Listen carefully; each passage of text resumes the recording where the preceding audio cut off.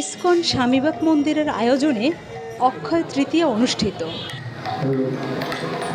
10ই মে শুক্রবার শুভ অক্ষয় তৃতীয়া উপলক্ষে ইসকন স্বামীবাগ মন্দিরের পক্ষ থেকে দিনব্যাপী ভাগবতীয় উৎসব ও মধ্যকালীন প্রীতিভোজনের আয়োজন করা হয়। ভোর থেকে উপচে পড়া ভিড় ছিল স্বামীবাগ ইসকন মন্দিরে। আমাদের কাজটা করছে আজকে আমাদের প্রদীপ সাজিয়ে দেওয়া, সেটার মধ্যে ফুল দেওয়া, তারপরে প্রদীপের মধ্যে কর্পূর দেওয়া, সলতে দেওয়া, এইগুলো কাজগুলো আমরা তৈরি করতেছি এবং যারা যারা এখানে ডোনার শুধুমাত্র তাদেরকে এগুলো দেওয়া হইতেছে।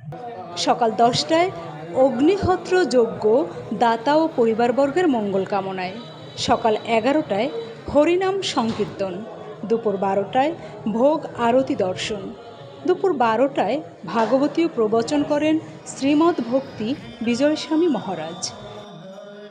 আজকের যে তিথি এটাকে বলা হয় বৈশাখ মাসের শুক্লপক্ষে তৃতীয়া হরিবল্লভা।